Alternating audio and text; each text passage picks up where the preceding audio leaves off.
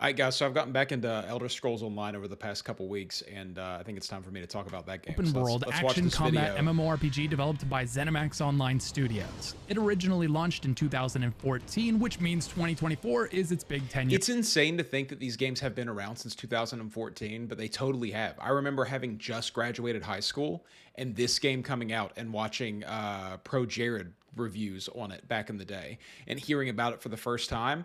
And it's just, I know that I'm just an old man at this point, but listening to a game be described as 10 years old that feels new to me, feels like the most recent version of a thing that I know is so unsettling in so many ways. Year anniversary. So we're expecting a pretty big year. It's one of the only MMOs that you can play without a sub that is Yeah. also not super pay to win. I am actually playing Elder Scrolls Online right now without a subscription, which is the first time that I've ever done that. I'm doing it without a craft bag. I'm doing it without.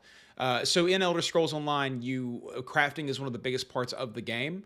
You collect lots and lots and lots of materials, and one of the ways that they bait you into buying a subscription is that you have to store those in your inventory. You have limited inventory space and limited bank space. But when you play Elder Scrolls Online with a subscription, you get a craft bag, and everything just gets stored in there because that craft bag has infinite slots. So they really try to bait you into doing that if you want to collect, if you want to do all those things. But what I do is I played it for long enough now that my bank space is around 200 slots and my main character space is around 140 slots at this point, 150. And so I just store everything that I can in the bank, and all the stuff in the bank that I don't want to store in there, I just take it to mules and put it all on mules. So I've sort of working around it. It's very interesting to play a game that can be free to play, but you just have to do some extra work and being willing to do that extra work. Win. That's an extraordinarily rare combination. The general pitch for ESO from the developers is that it's an MMO where you can go anywhere, anytime. Elder Scrolls Online is basically an Elder Scrolls game that has, instead of the core gameplay features of an Elder Scrolls game, it has MMO mechanics put in place of them. But the storylines are all super similar. The quests are fully voice acted. There's tons of text to read and listen to. There's lots of story plots. Every single quest is its own contained little storyline, and sometimes they branch out into multiple quest storylines. It's not like go and kill 10 of this creature, bring me back 4 of this item, all that kind of stuff. That's not how this game works. In fact, I discovered Elder Scrolls Online for the first time a long time ago with me and my friend Jacob playing it together, and we were both astounded by how it was completely different. And then we played a little bit through the first expansion and sort of put it away. At this point, I think Morrowind had just come out, and then years went by, and I got COVID in 2021, and I picked up Elder Scrolls Online again, and since then I've put a few hundred hours into it. And I've really discovered a game that I'll probably keep coming back to for the rest of my life, just like Final Fantasy XIV, just like MapleStory, RuneScape, World of Warcraft, all those games. Thanks to its horizontal progression. Some of your best in slot gear might come from a dungeon that was released yesterday, and some might come from a dungeon that was part of the base game 10 years ago. There's some definite upsides and downsides to all of this that will go into more detail. Yeah, it's interesting because a lot of times your gear will sort of change season to season. If you've never played Elder Scrolls Online before, you sort of don't. It's not like other MMOs where the new gear set that comes out is going to be the best one. You have a build that will probably work for the rest of your time playing the game, even if it's not the most optimal build. And that build is the one that you're going to get gear for your entire time playing the game. Detail on. So should you play Elder Scrolls Online in 2024? Well, you've got someone here with thousands of hours to help answer that question. Oh, cool. As well So as he's any really other questions that you might have. So feel free to I feel like my mouth is a little unsynced from the audio. I just did an update on my computer, leave so them in the I comments apologize. below. ESO is probably most similar to Guild Wars 2 if you're looking for another MMO to compare it to, but I would say ESO separates itself from other. It's such its own thing. Elder Scrolls Online is luckily one of the MMOs that is super unique. I love Final Fantasy XIV, but Final Fantasy XIV is sort of a WoW knockoff. That's the game that it was trying to one up and do better than when they finally redid it with The Realm Reborn. I really don't like this whole. Give me a second here. Is that better? Did it stop? I think it's better now. Okay, cool. We'll find out. Like I said, we'll find out when I actually watch this video back and everything. But I just don't like the. Man. Okay, I think we might have gotten They're it MMOs fixed. in a lot of ways. The most noticeable of which would be its combat. ESO is an action. But Elder Scrolls is very much its own thing. I mean, it is the world of Elder Scrolls. I've heard so many people say the same thing of, oh man, I can't wait for Elder Scrolls 6 to come out, all these kinds of things, which I find interesting because I don't think there's really been that many good Elder Scrolls games since, I mean, personally for me, Oblivion, even though I know that game had its flaws too. But I just can't believe that there's a ton of people out there who just will not play Elder Scrolls Online. The game is here. You have Elder Scrolls 6 already. It has every single zone that you can possibly imagine, plus ones that you had never thought of. Tons of Daedric Prince's realms for you to explore. There's a massive skill system where you have tons and tons of different skill lines that you acquire over the course of your time playing the game. And it's an Elder Scrolls game. If you like Elder Scrolls and you haven't played this game, I don't even care if you like MMOs or not. I don't even care if you've ever played an MMO before. Play this one. It's available on every single console except for Switch, and it runs really well on PC as well. Play this one. You'll like it. You will like it. It's an Elder Scrolls game. Combat MMO, and this deviation from the popular tab target formula that has worked so well for games like WoW and Final Fantasy XIV has made ESO's combat a polarizing topic for players. Its combat is a little Some sluggish. players absolutely love it, some hate it, and not many land in between. It's sluggish, and that makes it a little bit easier to get to grips with. I find Elder Scrolls Online to be a game that even if you don't really know what you're doing, as long as you understand your method of sustain, you can sort of hang into fights that are really difficult until you start getting into really, really difficult dungeons. Whereas in something like World of Warcraft, the combat is so fast-paced and so instantaneous with your button pressing that it necessitates that you be really plugged into what you're doing. And Elder Scrolls Online is just kind of not like that. It's very AFK-able in a lot of ways. The questing is very, very easy. You'll almost never run into world bosses that are going to be, or quest bosses that are going to be really difficult for you. The world bosses are actually pretty challenging in this game. But the combat's fine. It's not my favorite part about the game. I like the skill system much more than I like the actual feeling of combat. So if that's something that really, really matters to you, is how, if you're looking for an MMO with the absolute best feeling combat, you're probably locked to, I don't know, Black Desert maybe, something like that. Guild Wars 2, people say, has really good combat. I can't say which side of the fence you'll land on, but if you're burnt out on all your favorite tab target MMOs, ESO's fresh take on combat might offer the change that you're looking for. Just be prepared for a little bit of a learning curve. Fans of the combat call it fast-paced and skill-based, while naysayers will accuse it of feeling floaty. Personally, I found mastering it to be a lot of fun. If your sword is put away and you want to use your, so I have a skill on my character that's a two-handed skill where you dash to and swing at the enemy. So it's a movement skill basically, and that can take a couple of it feels like a couple of seconds. It's probably more like a half of a second to initiate that if you're not in combat already. And little things like that make me feel like the combat is sluggish. You know, the animations take a second to go, and the hit doesn't happen until the animations go. Especially in the difficult content like the hard mode dungeons. And for some people, trials. that's a huge turnoff. This all ties into what I would say is one of ESO's largest strengths, and that's the amount of player agency it provides. Classes aren't tied to roles, so you can choose any class and then build that class.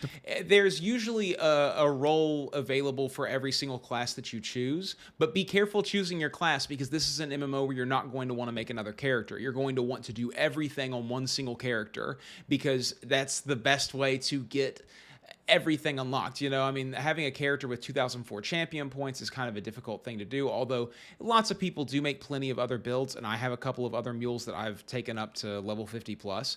But it's very satisfying that in this game you can kind of do anything with any character. It's very easy to switch between your builds just by getting a piece for your player-owned house that is free, where it's called an armor station, and you can change your gear loadout, which resets all of your stats and your skills. So then you can choose a new build. So your warrior with the two-handed sword and dual-wielding weapons can go to a mage healer archetype, or it can go to a tank with a sword and shield and a healing staff half on its back slot. Like there's a whole bunch of different things that you can do, and it's very possible to create a self-sustaining build in this game. And there's so many skill trees that you can unlock. Every guild basically has its own skill tree that you unlock. Leveling up through that skill tree unlocks new skills for you from that skill. You get basically an unlimited number of skill points, although they do cap out eventually. And if you play for long enough, that will be something that you run into. You'll have to wait for new expansions.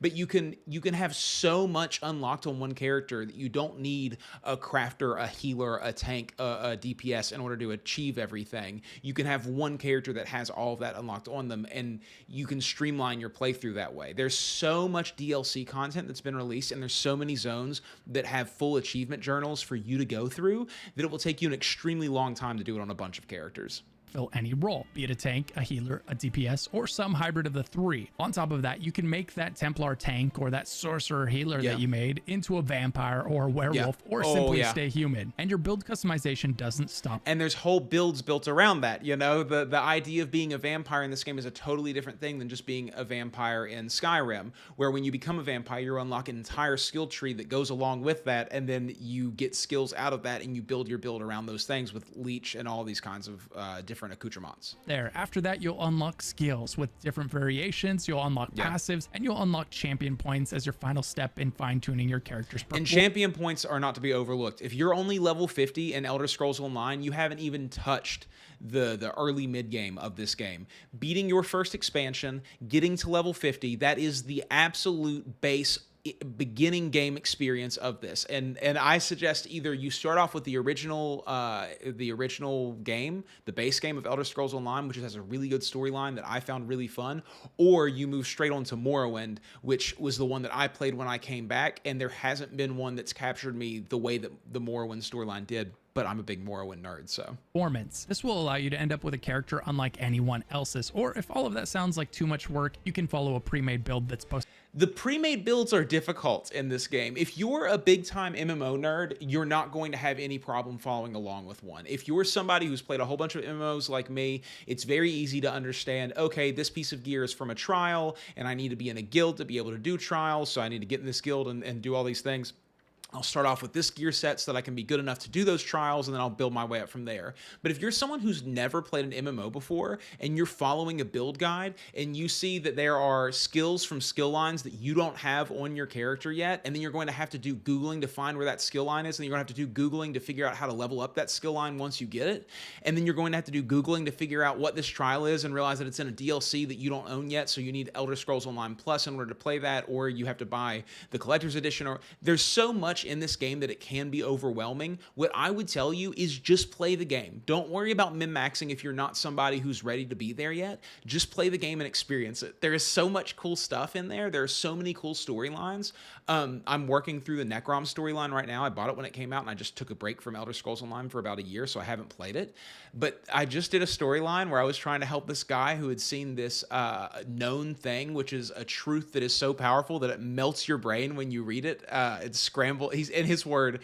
It scrambled his words like Kwama eggs, so you couldn't understand him anymore, and you were trying to help him escape a zoo that was for people and creatures from all over Tamriel, all over the realms.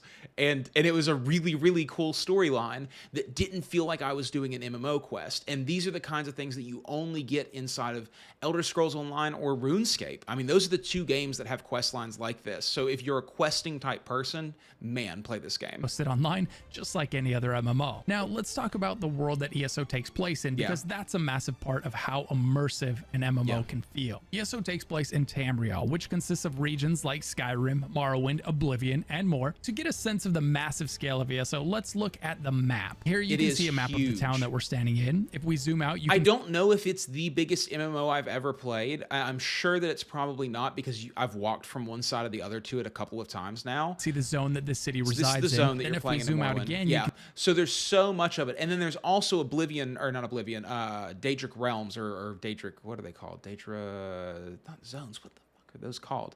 But there's the plains, the Daedric Plains. as well that you can go through. So this isn't even all of the map, but it's huge. And all of these have their own storyline that you play through. And all of these have their own dungeons. And all of these have their own delves, which are solo dungeons. And they have their own quests and their own places to explore and their own sky shards, which is how you get skill points. You collect sky shards, which are these points of interest that you find that glow on the map. Their own places to find crafting materials, their own leads to find treasures. It's a really incredible game that has done a really good job of not making things dead content as it's gone on. Now, there are some downsides to it, but there are downsides to every game, and we'll get to those eventually. But for real, man, I mean, I hold this game up there with every other MMO that I've played that I really love, be it RuneScape, be it World of Warcraft, be it Final Fantasy XIV, be it MapleStory. I hold this up there with those. I think it's on the exact same level. It's a completely different experience. It branches off in a way that those other ones don't.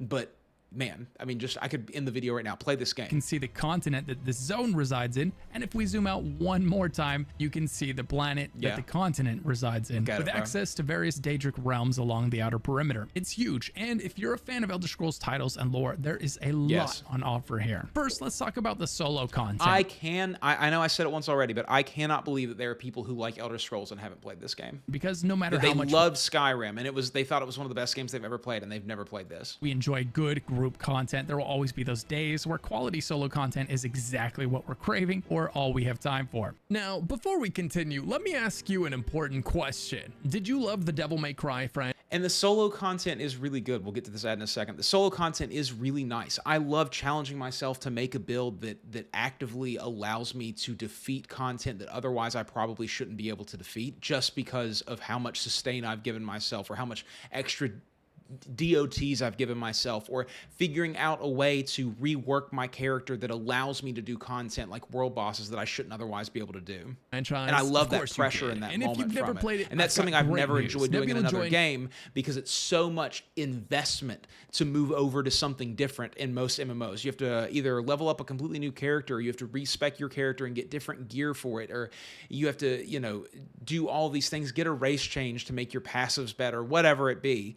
And in this game, you're just so unlocked to explore and find interesting things that other people haven't thought of doing yet, because like all games, there's metas that evolve, and then most people just stick to those metas. But all the time you'll be in a dungeon with someone and you see someone just absolutely melting stuff, or in PvP and see people just wiping whole crowds of people in PvP, and they're doing something that you've never seen before. And Capcom have teamed up to create a brand new high quality DMC experience like never before. In this new title, I'll tell you what, this guy shills, DMC bro. Universe all over again, and this is the second video I've watched from Lucky Ghost around the original series. Devil May Cry Peak of Combat features characters from the previous titles. He says mobile games, dude. Yeah, I'll promote him. From the world of Devil May Cry. He gets you hype, bro. It's available on mobile, so you'll be able to experience the fun of the Devil May Cry franchise anywhere. I get it, dude. I'd chill for mobile. You can download it and play it right now. 395,000 subs, huh? Revisit Devil May Cry locations such as Bloody Palace and Skyfall Well while solving mysteries that surround you. The game features stylish action combat that allows. I've only ever played. Well, that's not true. I've played the first Devil May Cry game for 30 minutes, and then I capped out on it, and then I played the most recent Devil May Cry game and really enjoyed it. For high-intensity, epic, triple S-tier aerial combos, bringing an unparalleled action game experience. And you'll be happy to hear the PvP in Devil May Cry Peak of Combat is not pay to win. In this fair arena, skill and strategy are your only allies. So if you enjoy DMC it sort of looks like or if you never had a chance to play what's it that Final before, Fantasy download game? Not Devil May Brave Cry Exvius, Peak of Combat right now for free using the link PlayStation, in the description the below. PSP If you one download that the game using their official website, you get perks like enjoying greater resources for the same price. Limited time discount coupons. Don't miss out. Check out their site linked in the description below for these unique offers to elevate your Devil May Cry experience. It's fun and it's free, so what do you have to lose? Shout out to Nebula Joy for sponsoring this video and supporting this channel. Thank you so much for listening. Now let's get back to the video. ESO's solo content has some major pros and cons. For the pros, there's an absolute ton of it. ESO has been alive and thriving for 8 years now, and it's shifted its focus onto its solo experience long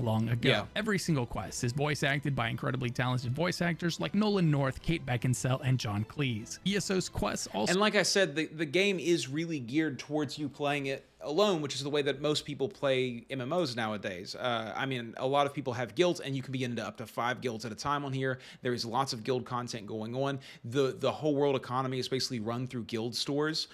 So there is plenty of group activities. Don't get me wrong. PvP is an absolutely booming scene in this game as well. But there is a total solo experience that is fun and pleasurable to do. A lot of the crafting systems are obviously going to be done by yourself. Going out into the world and just picking a direction that you haven't been yet and just walking there, you'll come across plenty of quests. And by plenty, I mean 8 or 9 on one outing. You gather stuff along the way, you build up your bank, and then you bring it all back and you put it away or craft it all into stuff, and then you go back and do it again. And you sort of build up these locations that you stick around in. I like to hang out in Vivek. Vivek, I think, is one of the best crafting cities that there are, and I love to port back there and easily put everything together and then go back out into the world to wherever I'm hanging out. Lately, like I said, I've been in Necrom, and that has been a really easy place to get around and to store everything as well. And it's really cool the way that you sort of set up your own little life in this game. So offer you a lot of freedom. You can go to any zone at any time and do any quests in any order. ESO is very much a play the way you want to play type of game, and it's best enjoyed when you treat it that way. In fact, in the newest tutorial, at the very beginning, you get to choose a portal to go into, and whatever portal you go into is the starting quest experience that you have. The side quests are often quirky and fun stories that leave a lasting impression on you, and are oftentimes some of the best parts of the game. That's not something a lot of MMOs can say about their side quests. The questing isn't doing anything particularly revolutionary. It's still your usual MMO questing experience of kill this monster or talk to that person, but it does a better job of executing that formula than... Yeah, and it is, I mean, all quests are just kill this person, talk to that person, or talk to that person, kill this monster, talk to that person. But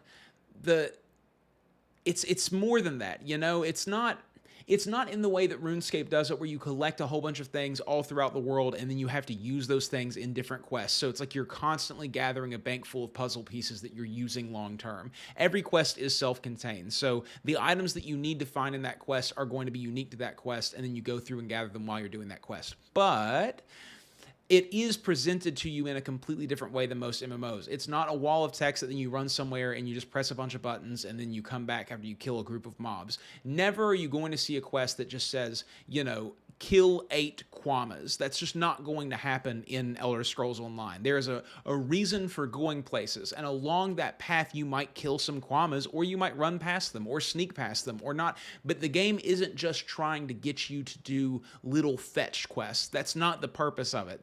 They present to you this opening plot of, you know, I've been locked out of my laboratory, and I need someone to help me get through the defenses to get back in. And then you decide whether or not you want to do that quest.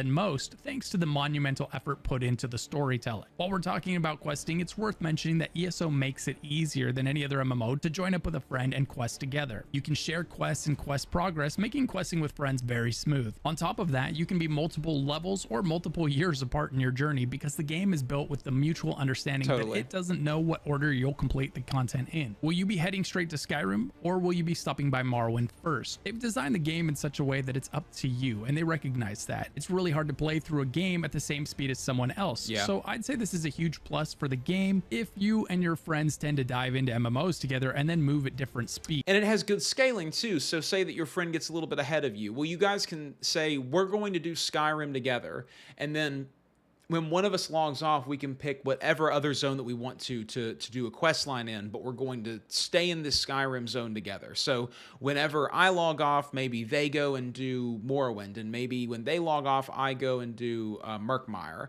and then we meet back up at the exact same quest that we left off on, and we still scale really well together, and we can keep moving through that zone together and experiencing all the content. It's worth noting, questing content does not get harder when you group up with friends. So if you found the questing content easy before you grouped up, it's probably going to be even easier now with your group of friends. The difficulty of the questing content, or the lack thereof, has been my only major gripe with it. As a result, it's best to expect questing to be a So I don't find lack of challenge in a single player experience for an MMO to be a big problem. Now, if you want challenge in this game, it is there. There are bosses with mechanics that take time to learn that will kill you like you are a joke. There are trash mobs in dungeons that will absolutely wipe the floor with you, that you need a group to be able to do, and that you need someone who knows what they're doing to be able to show you exactly what it is that you need to be doing at moments. That content is all there for you, but there is near limitless amount of content that you can do without having to really push yourself in any kind of way. And I appreciate that because it makes the game approachable to people who have never played it before. I played with Tiff and she had never played really an MMO that deeply before. And she put in probably 50, 60 hours into the game and never had to struggle whatsoever. We went into queued for dungeons and did all of that stuff. And she hates dying in games. It's her least favorite thing. She thinks it's the most annoying thing in the world that you have to die in a video game. So we never had to die really, I think, more than 1 or 2 times trying to fight some world bosses just because I wanted to show her what some of the harder content was. So, and we were still able to overcome those challenges after 5 or 6 tries. So then she logs off, and then I'm able to find someone in the guild who's getting a group together to go do one of the harder dungeons, the ice one. I can't remember what the one is. To go and do a harder dungeon, and I can go with them, and they can show me how to do things, and we can start playing really higher level content and clearing a dungeon that is much more difficult with just the 2 of us, or with 3 people, or 4 people if we want to make it easier for ourselves. So all of those options are available to you there. Relaxing storytelling experience, and then go ahead and jump into group content when you're looking for a challenge. And the storytelling is pretty thrilling too. I mean, every main story in the world happens in a similar way. You meet someone when you first come into the zone. They said something weird is going on that we can't figure out and need an outsider's perspective. And then they build you up over time through a mystery that's going on. You slowly unravel what the mystery is, and then it all culminates into the quest before the last quest is some kind of BBE, big bad endgame fight. And then after you do that, the last quest is a ceremony where everyone says, "Oh, thank the hero who came and saved us." And that's pretty predictable, but it is thrilling to see the different Daedric princes and to meddle in their affairs and to fight them one-on-one at times. It's very cool. Challenge. Quest rewards are something the game has gotten better at over the last year, even going as far as adding a solid earnable mount through completing Necrom, something that was previously not possible in Elder Scrolls Online. It's no rating Apex mount, but it's a massive step in the right direction. Yeah, that is a really important thing. I've completed a few. So your zone guide is this guide with a list of achievements that you need to complete in the zone, a list of tasks that you need to do, and a list of just things that you have to do in order to complete that zone.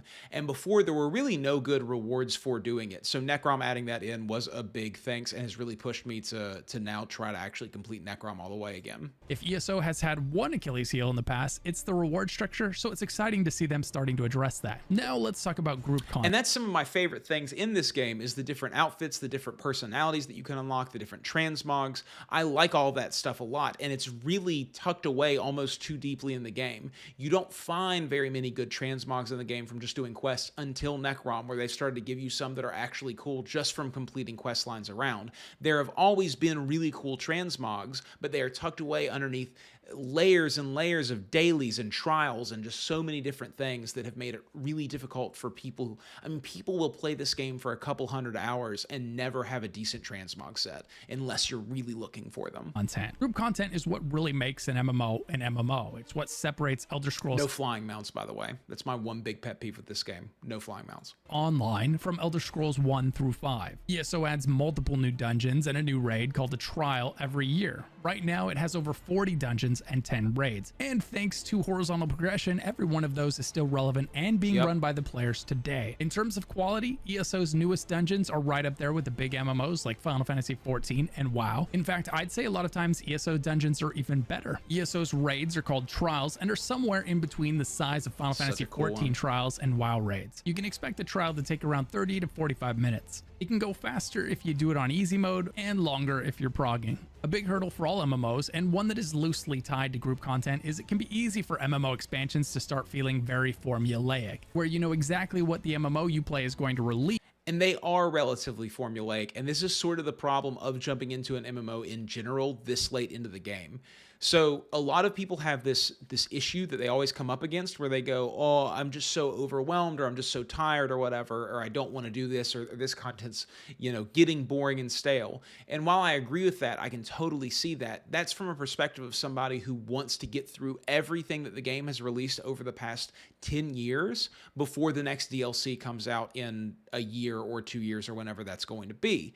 Gold Road just came out, so and that's the problem, right? Is that if you would have played it along these 10 years and taken breaks in between once you completed all the content that was available to you, then you would have been caught up naturally, and you wouldn't have this feeling of it's grating on you so difficult, or it's grating on you in such an extreme way.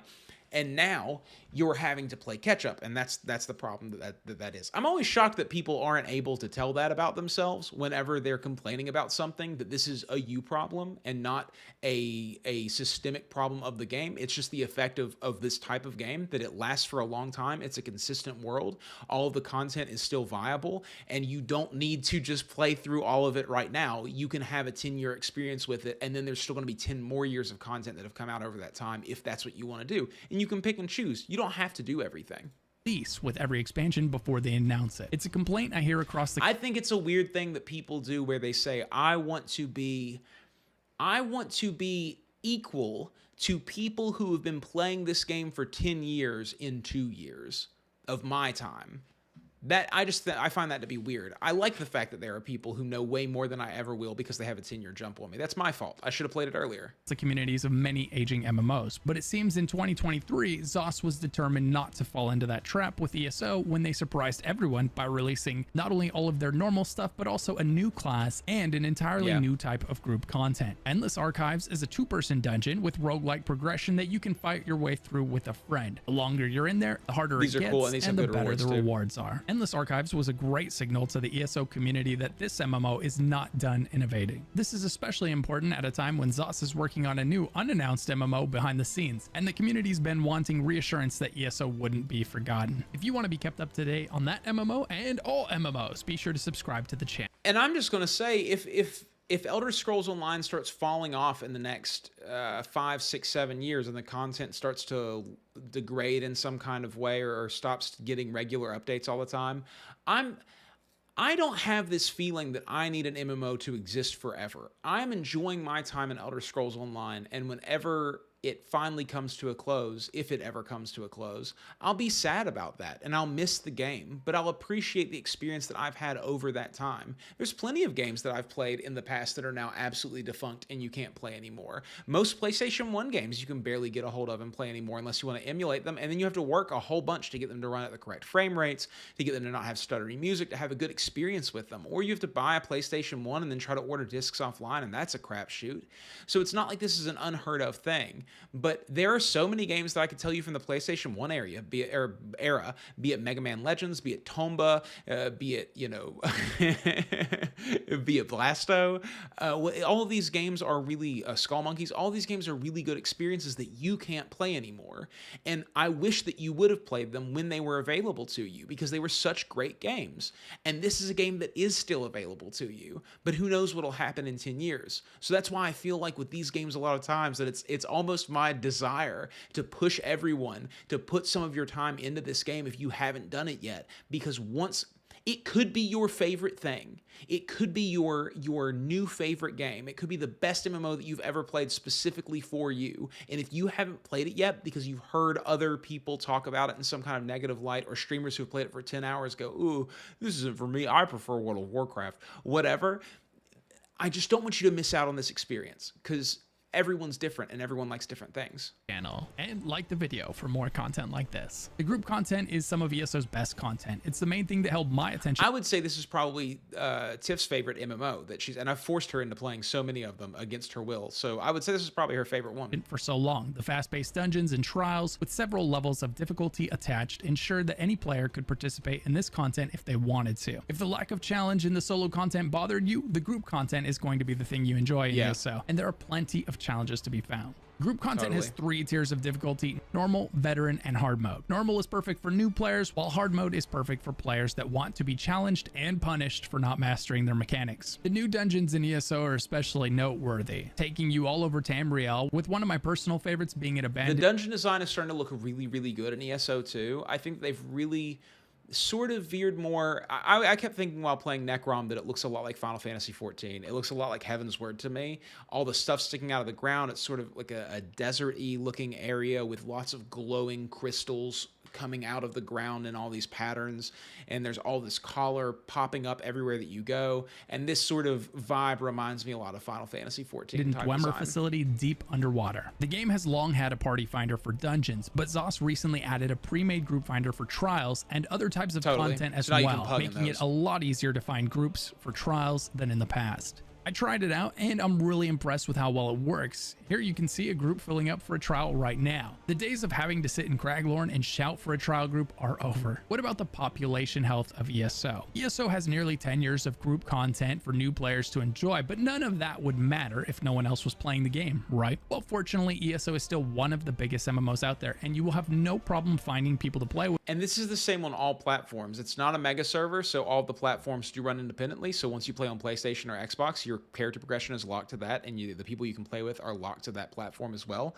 which I'm totally okay with. I play this game on PlayStation. I don't play it on PC. There are times where I've wished that I had played it on PC, but I'm happy to be where I am. There are plenty of people that I've met through PlayStation who are a lot of fun to play with and who have mastered this game in a lot of different ways. It doesn't matter what platform you play it on. You can pick it up on anything and have a good time if that's your aim. I would even go as far as saying it's one of the only MMOs where you never feel alone in any zone, thanks to its mega servers. These mega servers are one of the best parts of ESO, as they allow every player to play on the same servers. So all of North America is on one server and all of Europe is on another server, for example. This has spoiled me, as it's always frustrating when I try to play another MMO and realize my friends can't join because they're on a different server. The days of fragmenting the MMO population into dozens of servers should be behind us. The technology... 100% agreed. I think that mega servers are such an obvious answer. I can't believe that I can't play WoW with most of my friends who play WoW because they're all playing on different servers. And I already have a bunch of characters at level 70 and I have all this time baked into it and I just don't want to switch over now. It's so frustrating.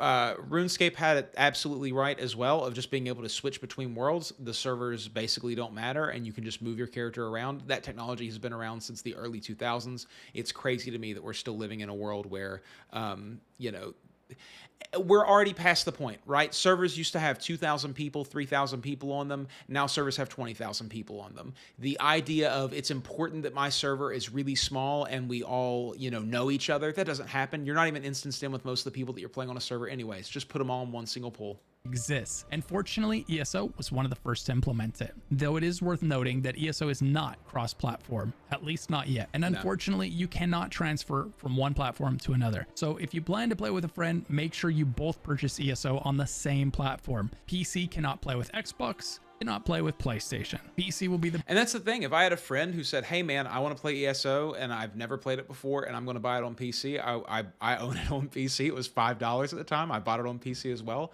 I would say, hey man, that's awesome. I'll start a new account and I'll play with you. Unless I have some reason to do that, I'm not going to do it, but I would have no problem doing it over again and watching them experience things for the first time and showing them all the things that I've already learned and rushing a character up, It would give me a really good chance to play an Arcanist or a Necromancer or a Sorcerer, which is something that I play Dragon Knight. So it would be a really, or Templar, even the Templar class is mondo good in this game. And I just, it's totally not a big deal, but I do like having all of my progress stay in my progress. The best experience is add-on makers have created a lot of add-ons that provided some very welcome and massive quality of life. PC also has the largest population. With all that said, the game is still great and has a healthy population on console if you or your friend don't have a PC. Next up, let's have an honest talk about PvP in ESO. ESO has 3 forms of player versus player content. You have the massive open world battles that take place in Cyrodiil, where you can see battles with dozens of players on each side trying to take control of a castle keep. You've got the much more intimate small scale battles in the battlegrounds where the PvP is nutso. You basically need a different build for PvP because the rules of everything, crowd control, are super important and different than in the base game. But man, the PvP is really fast paced and intimidating if you haven't played it before.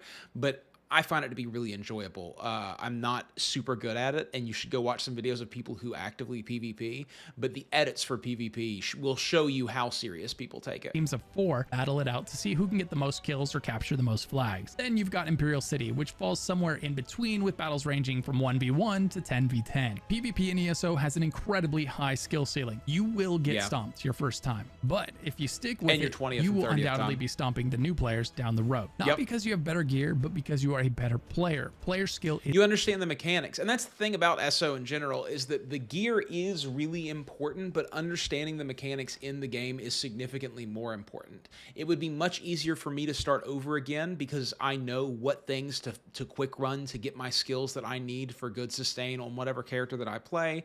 I know good gear sets that I could learn crafting for really, really quickly and go and get those. I know how to get through the crafting system really, really quickly. These are all things that you learn along the way playing the game, and not just a loot that you get from beating a dungeon. Because I know that people always have this problem, you know, if you're a GDKP, like if you Beanbo, just drop your bone in here. If you're someone who is worried about a game being pay to win, then those are things that worry you. But in games like this, the skill ceiling is really, really high, and you cannot buy your way to the top of a skill ceiling. Yes, you can increase your damage a little bit, but I mean, I've fought world bosses and watched 1,400 CP people just being absolutely stomped out by the monsters. Is massive in PvP. It's everything, really. Like in all MMOs, server performance during large battles in Cyrodiil can really struggle to keep up. This is mostly a problem during peak hours and is something the developers have been working to solve. I haven't ever noticed this really on PS5, but less players. Flip side, performance in the battlegrounds is great. Performance in Imperial City is also fantastic, but finding other players there can be difficult, as it's usually pretty quiet in Imperial City outside of the 2 PvP events per year that push. People are afraid. That's the thing that I find really interesting, is like there's a whole bunch of sky shards in. Come on. You want help? I know you're tangled up in cables. I can see them. Come here. It's my dog Beemo.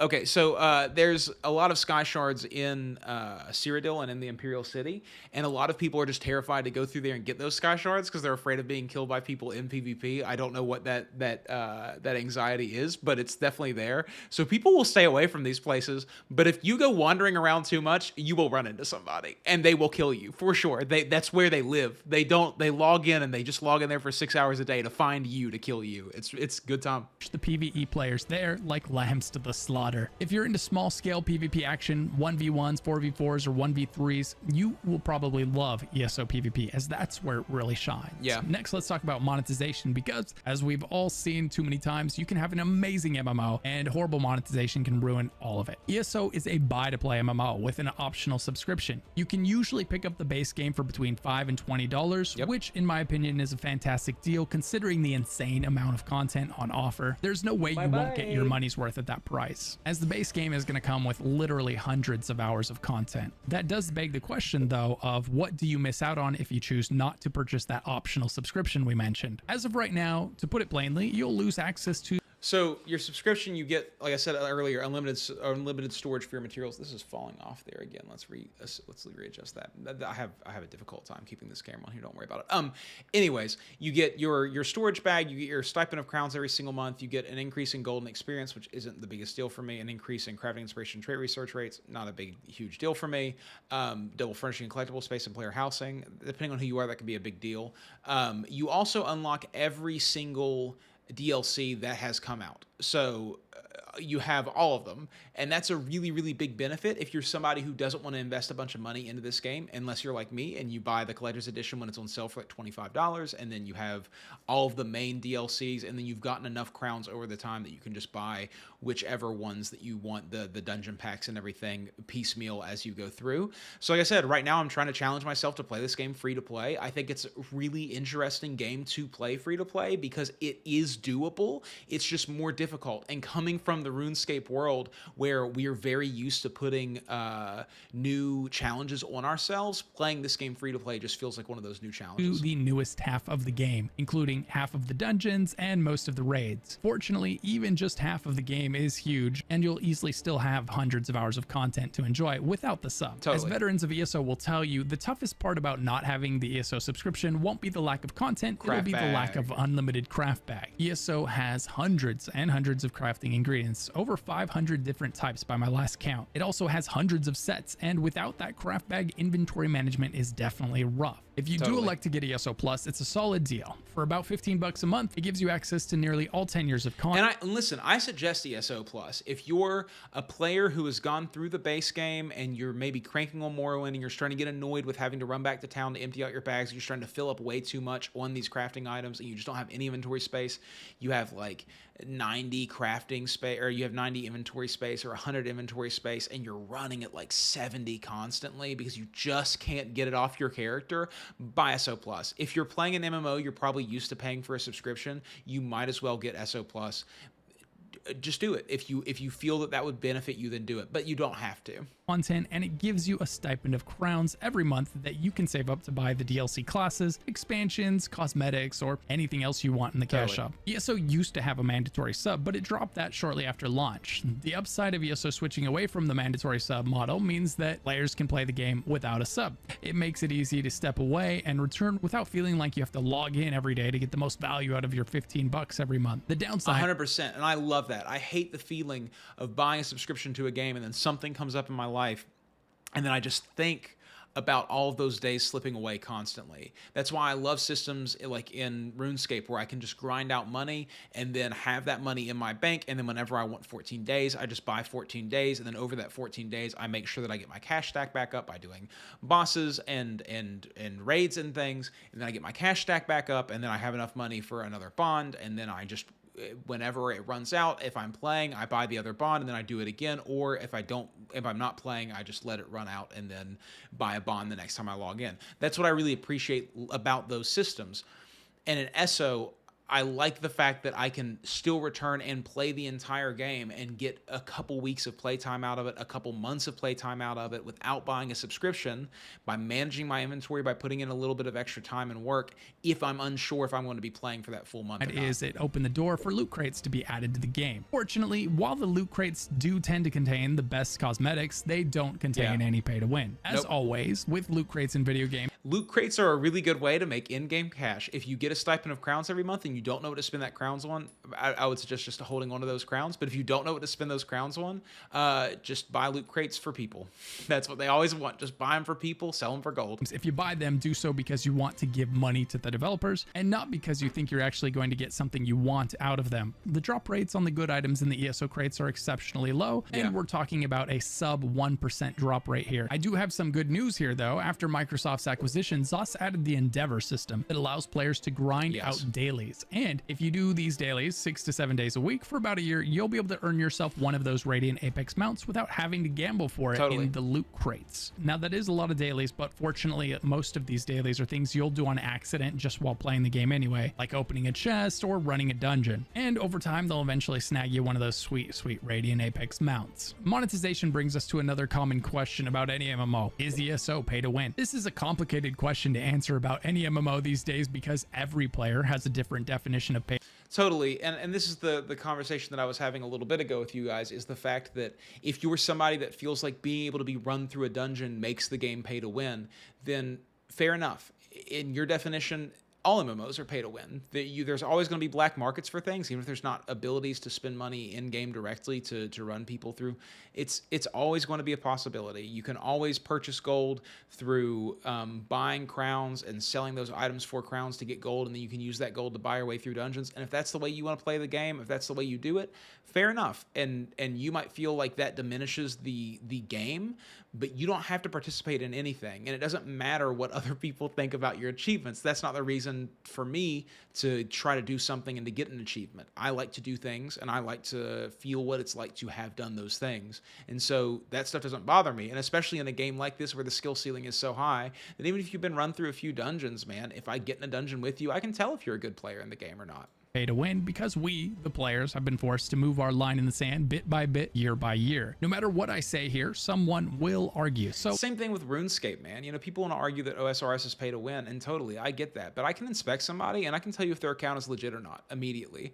I can go to their bosses and see how many bosses they've done. I can tell you how many times they've completed a mini game. I can see these things, and then you can tell immediately who they are. If there's somebody who has basically no kill count, a high Slayer level, a bunch of gold, and they've killed one Jad, they bought that account, man. You know what it is. Oh, I guess let's rip off the band-aid. My answer to the question of whether ESO is pay to win or not would be no, not relative to other MMOs. Not unless you think WoW, Guild Wars 2, or old school RuneScape are pay to win. And it's totally fair to think that the WoW token. And some people do think those things, you know. Asmon's a big believer that WoW is pay to win, and I agree. Getting a good gear in WoW, getting your way into better raids, getting your way into better guilds through buying gold and spending it, totally is pay to win. But like, you can avoid those things too. Okay, and old school RuneScape bonds and Guild War 2 gems and the like are pay to win, and I'd agree with you to a point, but if we use that definition of pay to win, then unfortunately every single MMO out right now is pay to win, and the term fails to separate the sort of pay to win that exists in Lost Ark and Diablo Immortal from the pay to win where you directly spend money on the game to the game developer, and that directly increases the power level of what you have going on. Your ability to just wipe the floor with everything around you and speed up your progress through the game is a direct correlation or a direct causation by how much money you've given that developer. That exists which is in a whole WoW, different Guild Wars thing. 2, and ESO. There's a bit of a sliding scale happening here, and it's important to make the distinction between them. We almost need a new term for MMOs that allow you to spend real money to get worse gear than you can earn for free in game, but that's a topic for another video. So yeah, pay to win is kind of everywhere to some degree right now, and we just have to sort out whether each of these MMOs versions of pay to win is negatively impacting our time in the game. And that's a personal decision that you have to make every single time. And I don't begrudge anybody for saying that a game is pay to win and they don't want to play it, or playing this game and not enjoying it and not wanting to continue down the pathway with it. I'm not the one who's here to police your fun. I'm just trying to show you that just because you've never played it and just because you've heard other people say things about it, realize that the majority of people that you hear say negative things are of two different types. They're one, people who haven't spent any time in that game before and they're just talking out of their butt, which I've done before on plenty of games, so I don't have any room to talk. Or two, they played the game for 20,000 hours and they can only see the negative things because all of the good things have melted away for them. And in ESO's case, it didn't significantly impact my experience at all. If you are a housing main or someone that enjoys housing, ESO's housing system is the best of any MMO I've played. The game will let you... Some of the houses are so cool. There's a house in ESO that's inside of a snow globe, dude. It's the castle inside of a snow globe. It's so rad. Choose up to 700 items out of a list of thousands to decorate your house with. Players have made everything from mazes to spaceships to, well, pretty much anything you can imagine. So yeah, people that like decorating their houses as a chill, relaxing activity are sure to enjoy ESO's housing system. Cool, man. In conclusion, ESO and there's is some good free houses that you can get in ESO too. I mean, for real. AAA MMO. It's got an incredible backlog of voice-acted quests filled with amazing writing that take place inside of the incredible... I haven't played Tales of Tribute yet. If anybody wants to get me into Tales of Tribute, it'd be free. Lore-filled world of Tamriel. You won't really find a huge challenge in the questing experience, but if you enjoy the story, you probably won't mind. If you find yourself seeking out a challenge, you'll need to jump into group content. ESO's voice-acted questing is amazing, but it's the group content where the combat really has a chance to shine. Totally. As for PvP, it hasn't been the focus of ESO for a long time, and it's fair to say that the PvP mains and I will say, while I said that it was sluggish before, you have to be quick on your feet in order to avoid damage in this game. It's not like other games where a damage circle shows up and you have 5 to 10 seconds to get out of that damage circle. I mean, a lot of times if you're not positioned correctly before that damage cone comes out, to be able to move out of it immediately, you're going to get hit. And a lot of times you're going to watch your health go from completely full to completely empty in half a second. in the ESO community have felt neglected in recent years. That said, this is more of a problem for the people that have been playing the same PvP matches for years without much of a change than it would be for you as a new player. Combat in ESO is the most controversial topic. It's fast, it's fluid, and it's very skill-based. This means that you can very easily use player skill to outperform someone with better gear. Inversely, it also means that you can have the best gear and still lose to someone with worse gear.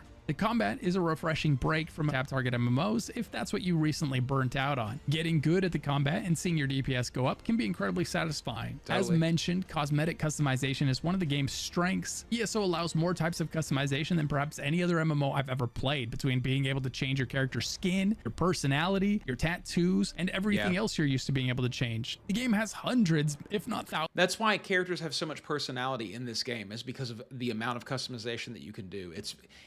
There's sort of a meta going on, and you'll see what I mean whenever you play the game, of the way that people make their characters look. But, you know, I give my characters little stories. I'm that guy, you know, like in my head. I'm not saying them out loud, but in my head, I'm thinking, this is like who this guy is. This is what he's done. This is the way he's going to dress from having done that. Like, this guy's the silencer for the Dark Brotherhood. He is completely okay with killing somebody if he feels like he needs to. You know, that's like the thing that I'm doing inside of my brain. I will say the story that I always tell people about ESO and why you should play ESO is that I did the Dark Brotherhood quest line in ESO over the course of 2.5 weeks or so, and that whole quest line is traveling from city to city to level it up. It's just repeatable quests of traveling from city to city and doing stealth kills on people, and you learn the mechanics of stealth killing NPCs so in-depthly that when I finally came out of doing that quest line and I went to what's it called, not high tower, wherever the high elves are from. I can't remember what that place is called right now off the top of my head. But whenever I went back there to start doing that quest, I was out exploring, and there was a guy fishing off of a dock all by himself, and there was no one around, and I was just like, I just went behind him and killed him because I knew nothing would happen to me, because I was so, you know, used to just seeing these opportunities and taking advantage of them. And yeah, man, I mean, it's a really good feeling. Thousands of earnable cosmetics, with the only downside being that the very best of them will probably be in the cash shop. As for the population health, ESO is still one of the most popular MMOs around, and thanks to its mega servers, it feels more popular than almost any other MMO while you're playing it, because all of the players are in the same couple of mega servers. This is where it really shines as an MMO. You never feel alone in the open world. There are tons of people around all the time. You're off in some remote corner of the most... Do you guys play with nameplates on? I play with nameplates on as well, and I know some people really hate nameplates. I would like to hear the opinions of people who don't like nameplates. Random zone. You'll see another player run by to open a chest, grab a flower, or sprint by on their own journey. Players are always playing the game, and the game does an excellent job of getting them out into the world where you're going to run into them. ESO housing is second to none. I haven't seen another MMO come close. It's got a thriving housing community who will tell you that housing is the end game. 2023 was one of the best years for ESO content so far. They added all of the normal content as well as a new class, the Arcanist, and an entirely new type of group content in the Endless Archives. The year was a great reminder for the ESO community of ZOS's commitment to developing ESO for years to come. I would say that if you've never played the game before, there's a lot of great content for you to play through, and a decade's worth of questing, dungeons, and raids. If you've been away for a long time, it's worth coming back to check out the new class and the new Endless Archives, on top of everything else being added in 2024. Not only that, but 2024 is the 10-year anniversary for ESO, so it's going to be a big year for the game. What do you think of ESO? Let me know down in the comments below. It's a great game. So many of these MMOs are great games. It's really difficult for me to... I see the negatives. I get burnout just like everybody else does. But the problem that other people have that I don't have is I don't attach my entire identity to one single game. Whenever I get burned out on one game, I move to the next one, and then I move around to the next one, and then I work my way back around the circle, and eventually I come back to WoW, or eventually I come back to Elder Scrolls Online. I'm going to play the War Within when it comes out in WoW, and I'm going to take my Warlock up through that, and I'm going to use my boost and get my character boosted, and probably do a Paladin for my other character.